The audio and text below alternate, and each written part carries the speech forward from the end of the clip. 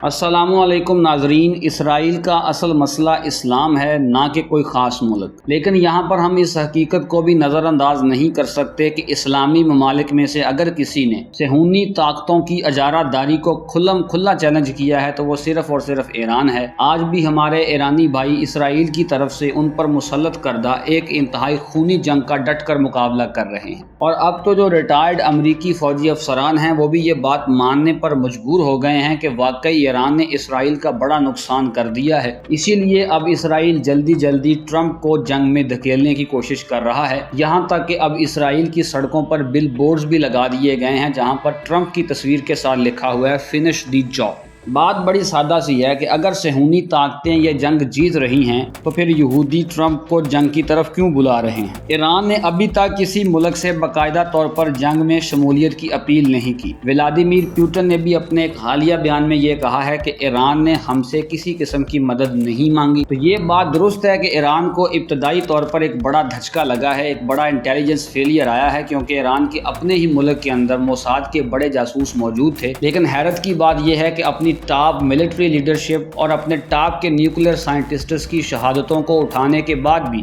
جس طرح سے 48 گھنٹوں کے اندر ایران واپس پلٹا ہے اور اس نے اسرائیل کے میزائل ڈیفنس سسٹمز کو پار کر دیا ہے۔ آپ سب لوگ جانتے ہیں کہ امریکہ کا انتہائی بہترین تھرڈ میزائل ڈیفنس سسٹم جو ہے وہ بھی اسرائیل کی مدد کے لیے موجود ہے۔ پھر اسرائیل کا اپنا آئرن ڈوم جس کے متعلق بڑی بات کی جاتی ہے وہ بھی وہاں پر موجود ہے، اور پھر ایران کے میزائلز کو 2000 کلومیٹر کی مسافت طے کرنے کے بعد وہاں جانا پڑتا ہے، جگہ جگہ اس کے میزائلز کو انٹرسیپٹ کیا جاتا ہے، لبنان میں بھی، عراق میں بھی، جارڈن میں بھی۔ ان تمام مشکلات کے باوجود جہاں پر اسرائیل کے ساتھ پورے کا پورا یورپ اور امریکہ کھڑا ہے، ایران نے اسرائیل کو ناکوں چنے چبوا دیے ہیں۔ تو یہاں پر ہم آپ کو بتاتے چلیں کہ اب دنیا بڑے کریٹیکل پوائنٹ پر آ چکی ہے۔ اب ڈونلڈ ٹرمپ نے 2 ہفتے کا ٹائم لیا ہے جس میں وہ یہ فیصلہ کرنے والا ہے کہ آیا اس نے ایران کی جنگ میں کودنا ہے کہ نہیں کودنا۔ اب ہم آپ کو یہ بتاتے چلیں کہ پاکستان کے آرمی چیف سید عاصم منیر جو ہیں انہوں نے ابھی امریکہ کا ایک بڑا دورہ کیا ہے۔ ان کے دورے کے اندر انہوں نے وہاں پر ٹرمپ کے سامنے اپنا مقدمہ انڈیا کو لے کر رکھا ہے کہ کیسے ہندوستان دہشت گردی کو سپورٹ کرتا ہے، اور پھر پاکستان کے کامیاب آپریشن بنیان مرصوص کے بعد ٹرمپ کی بھی آنکھیں کھل چکی ہیں کہ جس انڈیا کو ہم چائنا کے مقابلے کے لیے تیار کر رہے تھے وہ پاکستان کا مقابلہ نہیں کر پا رہا، تو چائنا کا مقابلہ وہ کیسے کرے گا۔ لیکن ہم آپ کو بتاتے چلیں کہ جہاں بہت سارے اور مسائل وہاں پر ڈسکس ہوئے ہیں وہیں پر ایران اور اسرائیل کا مسئلہ بھی وہاں پر اٹھایا گیا ہے، اور بین الاقوامی معاملات پر گہری نظر رکھنے والے مبصرین کا کہنا یہ بھی ہے کہ ڈونلڈ ٹرمپ در حقیقت پاکستان کے تھرو چین کا مائنڈ پڑھنے کی کوشش کر رہے ہیں، کیونکہ آپ لوگ یہ جانتے ہیں کہ چین اور ایران کے تعلقات بہت ہی بہترین ہیں۔ چین ایران سے پیٹرول بھی خرید رہا ہے، اور ایران اور سعودی عرب کی صلح بھی چین نے ہی کروائی تھی۔ تو ڈونلڈ ٹرمپ کو اس بات کا بھی خدشہ ہے کہ اگر میں ایران کے خلاف جنگ میں کود جاتا ہوں تو عین ممکن ہے کہ چائنا میرے خلاف اگر براہ راست نہ بھی آئے تو بھی وہ ایران کو سپورٹ کرنا شروع کر دے، اس کو جدید اکوپمنٹ اور اسلحہ دینا شروع کر دے، اور میری فوج دوبارہ سے مڈل ایسٹ میں پھنس کے رہ جائے۔